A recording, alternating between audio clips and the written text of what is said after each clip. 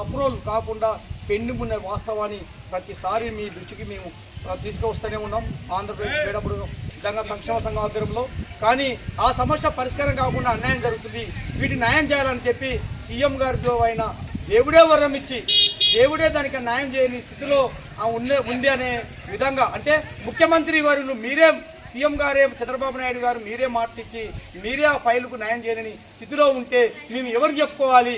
మా బాధలు ఏంది? ఇప్పుడు విద్యా సంవత్సరం కూడా నష్టపోతుంది.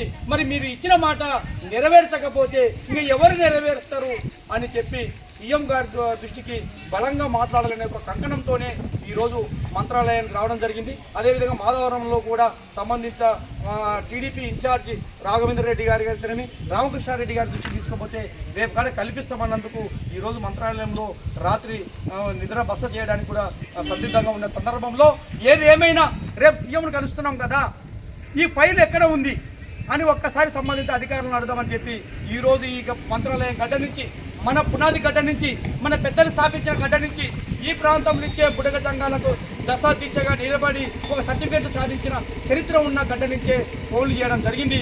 ఆ ఫోన్లు చేసినప్పుడే అక్కడి నుంచి సంబంధించిన అధికారులు నిన్ననే సీఎం గారు అప్రూవల్ చేయడం జరిగింది మీ యొక్క ఫైల్ని. అదేవిధంగా సంబంధిత కేంద్ర మినిస్టర్ గారు కూడా అప్రూవల్ చేయడం జరిగింది. ఇప్పుడు సెక్రటరీ కాడ మీ ఫైలు ఉంది, ఇంకా 2-3 రోజులలో నా దగ్గరకు వస్తుంది, అప్పుడు మేము తక్షణమే మీకు న్యాయం చేస్తాను అని చెప్పడం జరిగింది. ఈ సందర్భంగా యావత్ మంత్రాలయం నుంచి, ఈ పునాది గడ్డ నుంచి ఈ శుభవార్త విన్నందుకు చాలా సంతోషిస్తున్నాను, ఆనందిస్తున్నాను.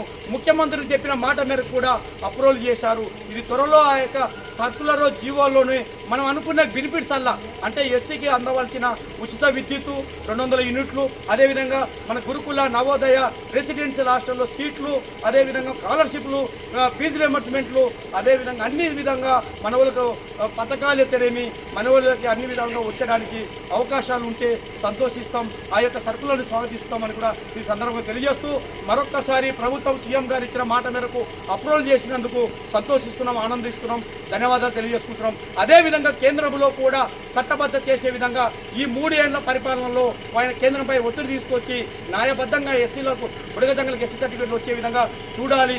ఆ కోణంలో మన ప్రయత్నాలు ఉండాలి కూడా తెలియజేసుకుంటూ జై హింద్, జై బుడగ జంగం, జై జై బుడగ, జై మంత్రాలయం, జై మంత్రాలయం.